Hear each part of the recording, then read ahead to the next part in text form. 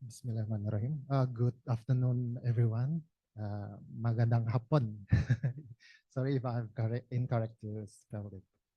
Uh, such an honor for us to be here because we can meet and discuss with other fellows from other countries.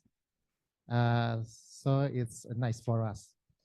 And today we would like to explain to tell us about the health investment planning and budgeting strategies in Indonesia, how to address stunting prevalence and JKN program sustainability. JKN is the National Health Insurance in Indonesia.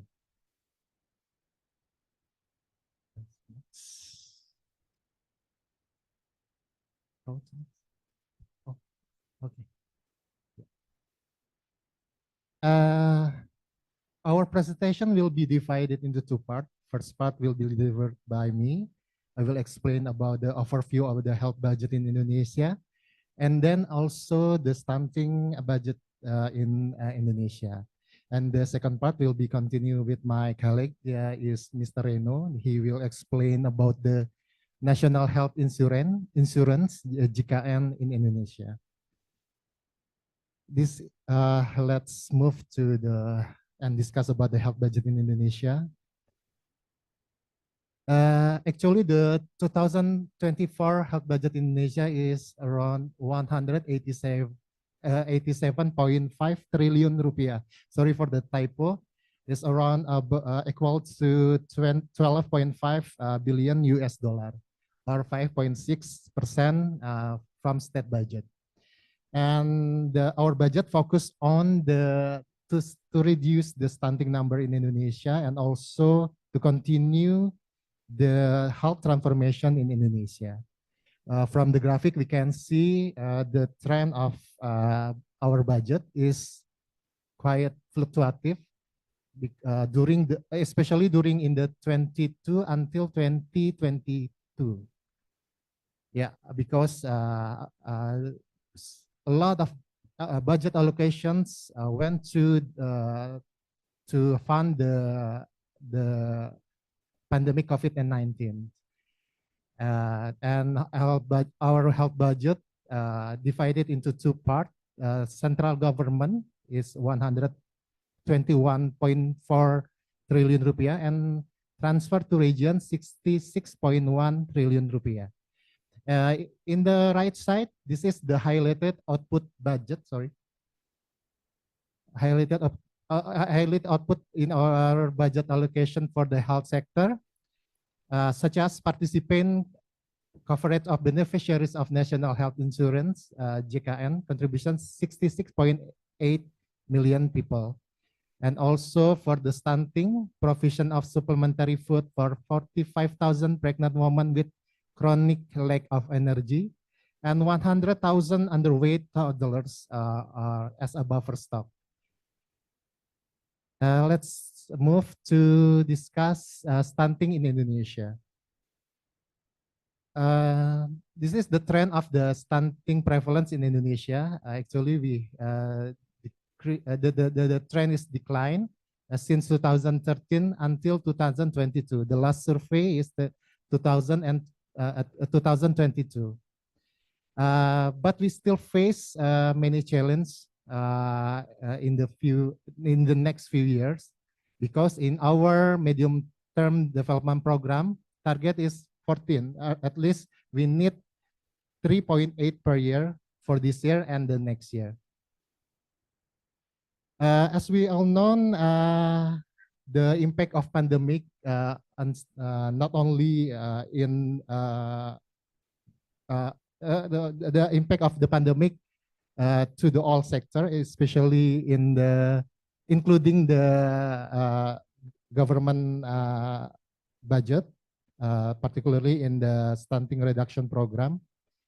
The impact is service are constrained. So many health worker has burden, and then the Posyandu activities have stopped. Posyandu is the center for the nutrition community health. Uh, uh, and at that time, residents didn't come to the Posyandu. And also the pandemic affect the purchasing power of people decreased due to the loss of income and job.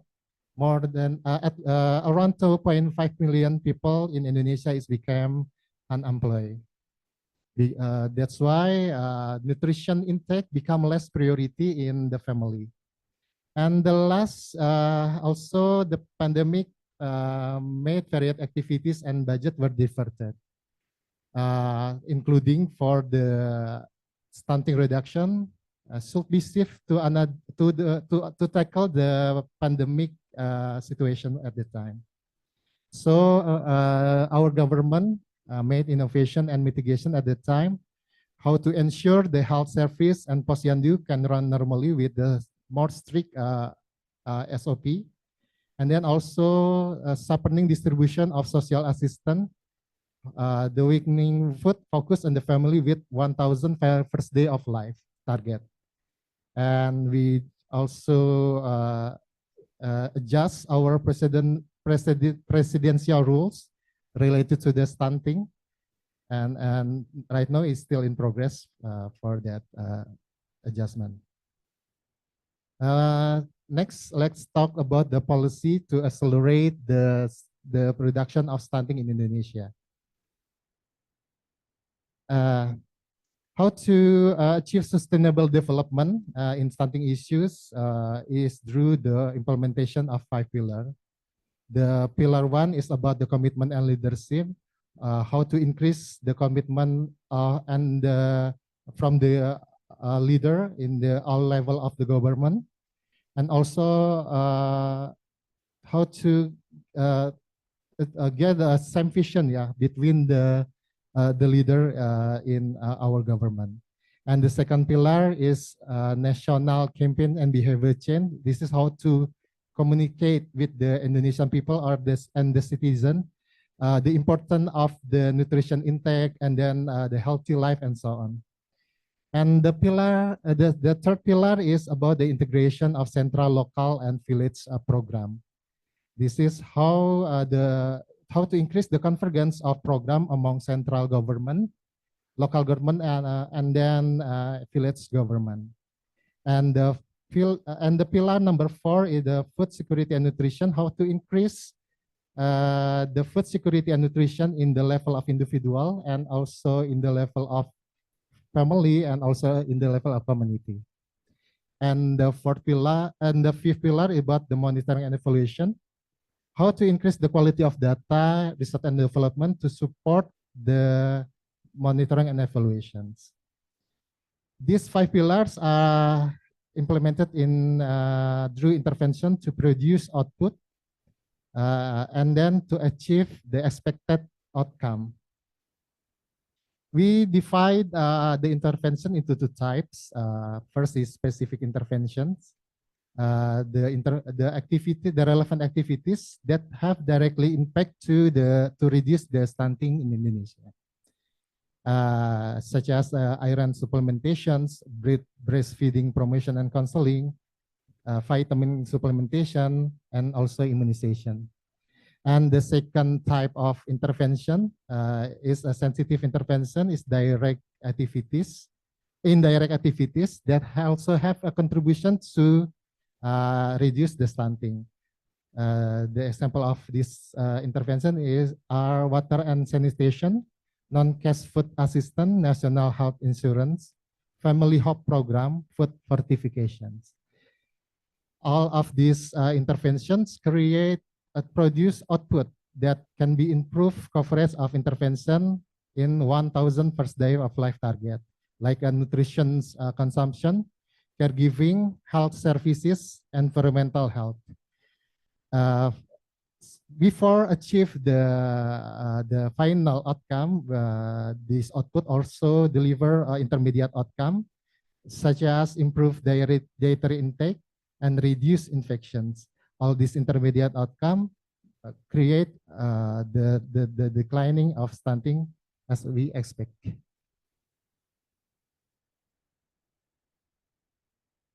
This is the planning and budgeting strategy in Indonesia, especially in the program stunting reductions. The stunting reduction is stated as the national priority in RPJMN and RKP. RPJMN is the National Mid-Term Development Planning, and also in the government annual work plan.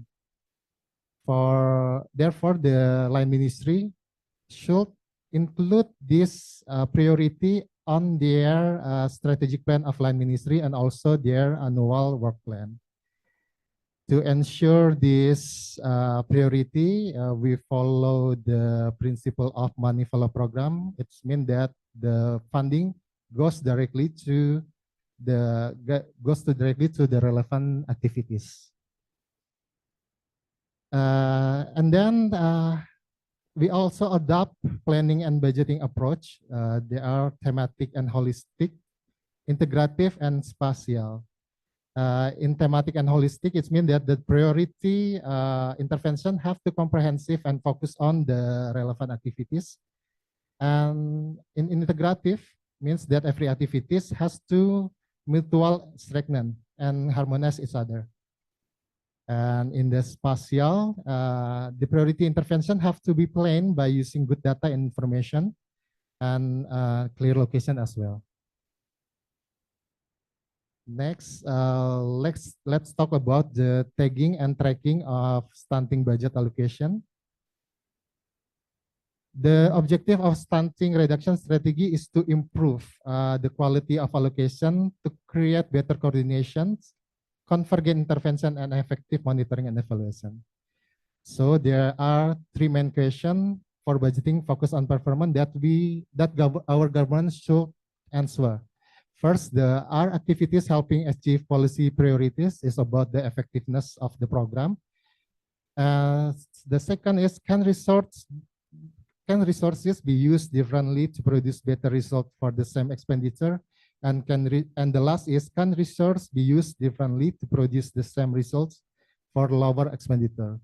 The last two questions is about the efficiency. So it needs to be measured to produce information that can be used to in the planning and budget choices. Otherwise, we still face the challenge in the previous conditions. Usual budget classification usually in the level of too broad because they're in the level of the output. And previously, we must use keyword to manually filter all relevant line ministry output related to stunting reductions. To tackle these limitations, a tool used to give label in planning and budget document in our planning and budgeting process. We usually call it as tagging process. So it can be used by Bappenas and Minister of Finance as a basis to conduct performance review. This is the overview of the tagging and tracking platform in Indonesia. Oh, sorry. The process start in the application of Krishna in the Ministry of Planning, or we call Bappenas. In this part, the line ministry should have to make a label or tag in their output and then the data will be retrieved to the Ministry of Finance in the application of Sakti in the module of Satu DJA. At this part, the output will be attached by the allocation. And then to do the monitoring and evaluation, the line ministries can use the application in Ministry of Finance is as Smart DJA and Omspan. Currently, we are still sorry.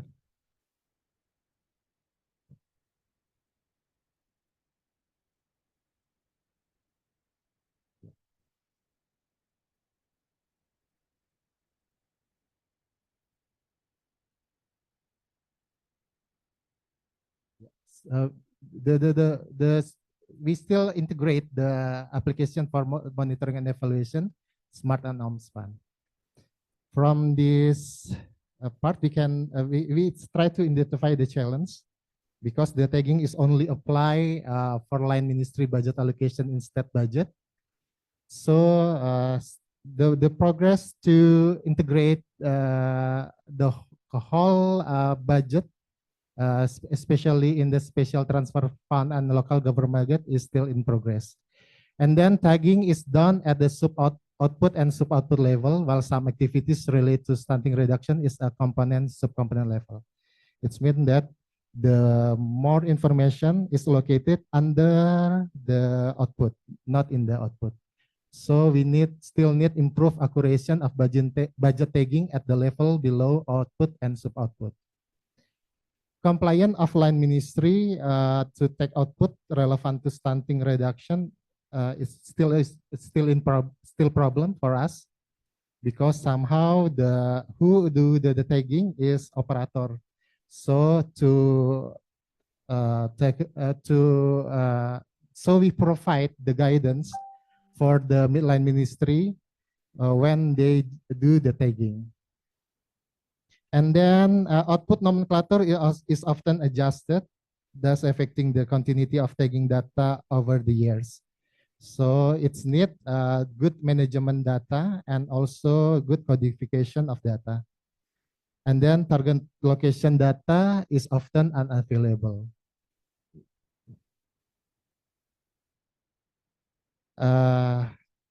In 2021, we did redesign of planning and budgeting system in order to simplify the program, and also the sharpening the output formula. In the before conditions is to main any program offline ministries. Output was defined too broad and general, didn't represent the real output or activities. After the redesign of planning and budgeting system, the number of program reduced and more simple, and outputs become more specific and easy to understand and to monitor. This is the example of one output in before and after condition.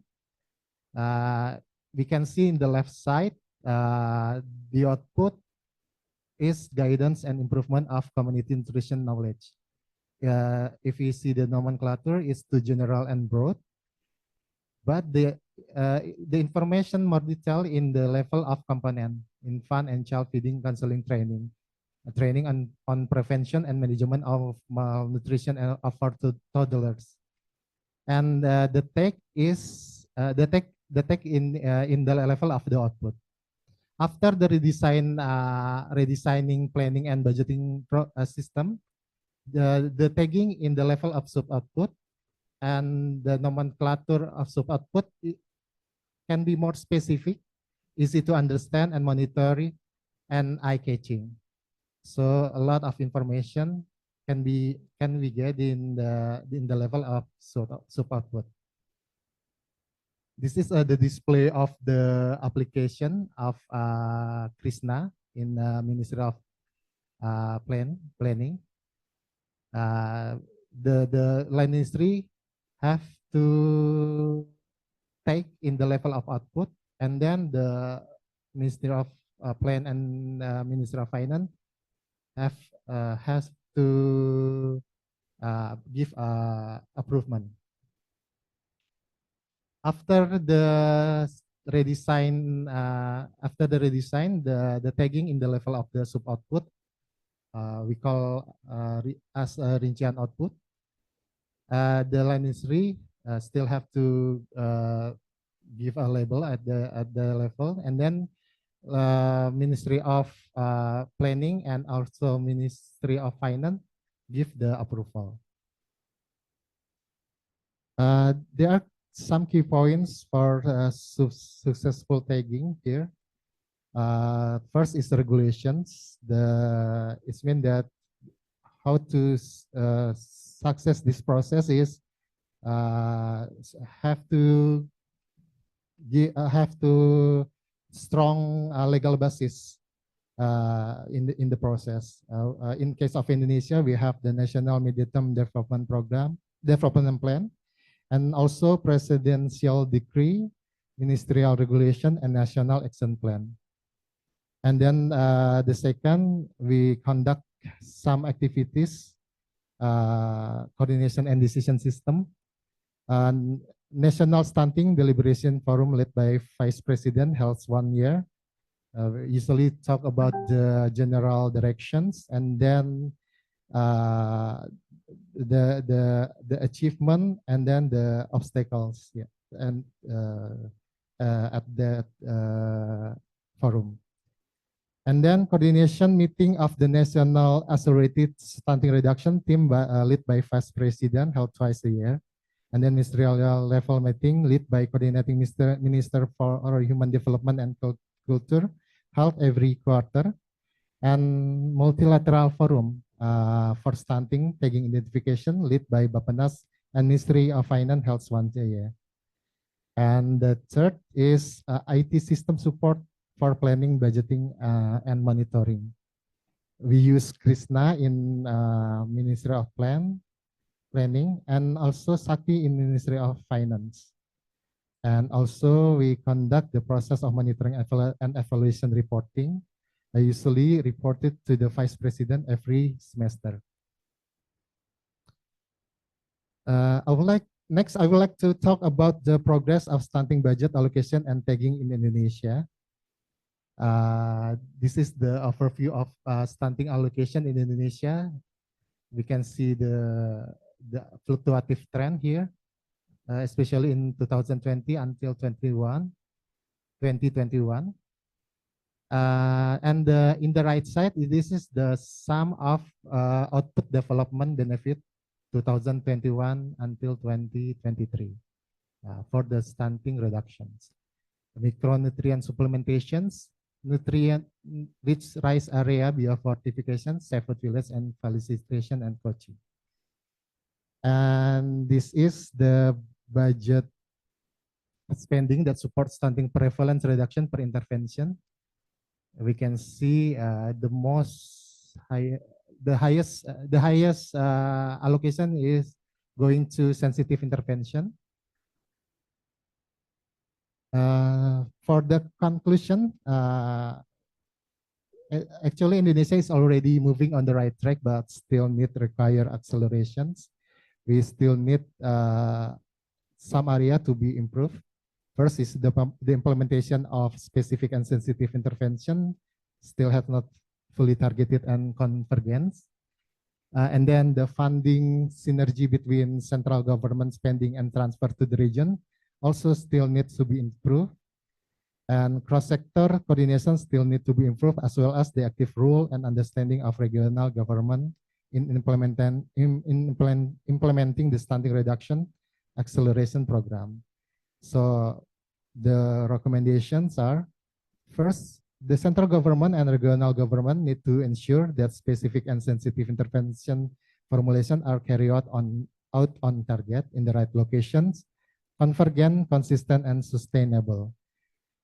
And then the second is we still need to strengthen complementary funding through the ministry institution spending. Also in the special allocation fund, regional budget, and village fund, in order to ensure that gap in the coverage of intervention target from digital output support through ministry institution spending can be fulfilled.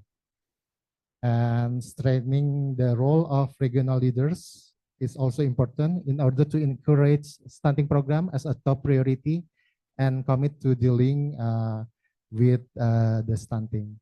And then the last, strengthening funding synergies between state budget and regional budget. That's all my presentation, and next presentation will be continued by my colleague, Mr. Reno. Thank you very much.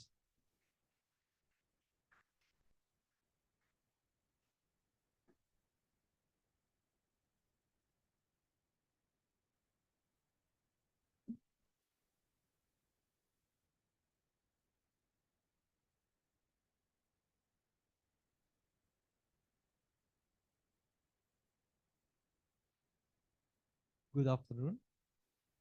as Mr. Fajar has explained in the beginning, that a part of the health budget in Indonesia is to support the National Health Insurance Program, or JKN, in Indonesia. So, firstly, let me explain an overview of the National Health Insurance in Indonesia. As of 2023,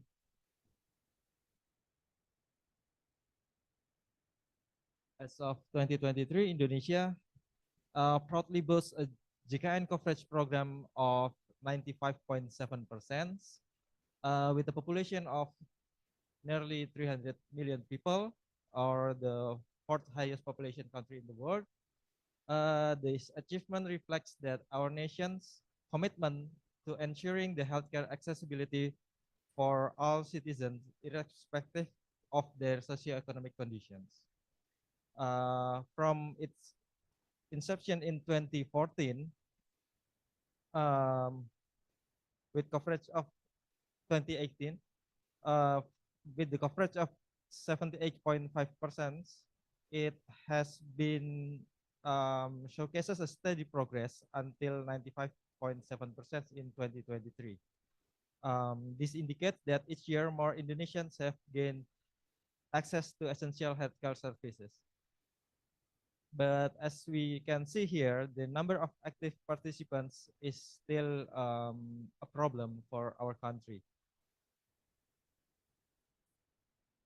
And the health insurance program in Indonesia also supported by 20 by many kinds of providers here. As you can see, there are more than 23,000 primary care, more than 3,000 hospitals, and more than 5,000 pharmacies.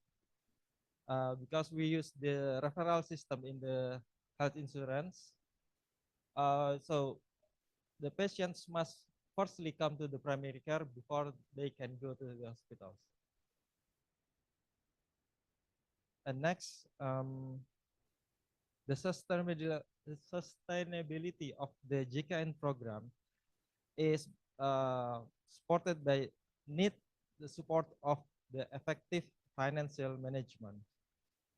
As we can see here, since 2020, or the pandemic, the increasing claim ratio has shown increase significantly. And since it almost the GKN revenues has not been stable until since pandemic, as before the pandemic. The the funding structure of the GKN program is primarily based on the premium from the various segments of society. The first is the employees. The employees premium is 5% of their monthly salary, but their monthly salary is capped at 12 million rupiah. And the employer will pay 4% and the employee 1%. And then the second group, for the non-employees or self-employed and the non-formal employees, is divided into three classes. The first class, the premium is 150,000 rupiah per month per member. And class 2 is 100,000, and class 3 is 35,000 plus subsidy by the government 7,000. So in total for the class 3, they will pay the premium is 42,000. And the last group is the contribution assistance recipients, or the PBI. The government will pay fully for this group as much as 42,000 rupiah per month.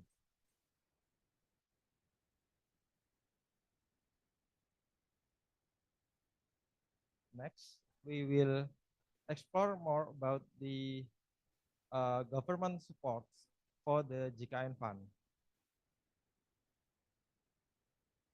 As we can see here, since its beginning in 2015, the JKN fund had always been in deficit conditions. From the deficit 9.1 trillion, and the next year in 2019, 2016, 8.9 trillion, and so on until in 2019 it becomes minus 51 trillion. And the government support the JKN fund by giving them the lump sum money as to stabilize the JKN fund as much as 5 trillion in 2015 and continue to 2018 as much as 10.3 trillion. And then since 2019, the government did not give the lump sum of money, but they interfere with the policy of increasing premiums.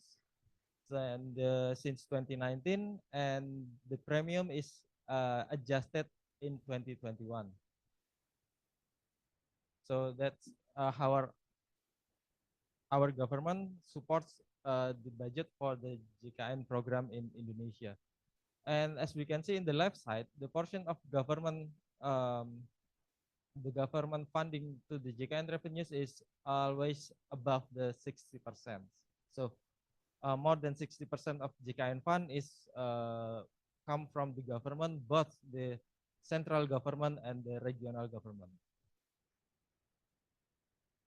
So the conclusion is there are some area of improvement in the JKN program in Indonesia, especially the number one is the number of active JKN participants has not been optimal, and the number two is fraud in health facilities still occur in the claim process.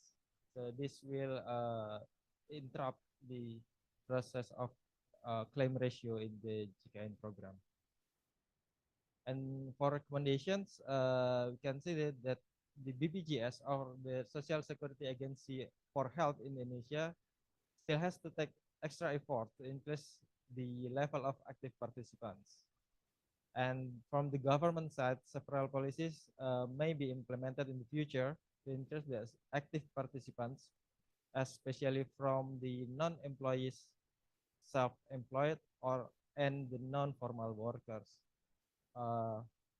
And lastly, the BPJS or the agency has to increase the use of technology to detect the potential unreasonable claims from the health facilities. That's all from our presentations. Thank you very much.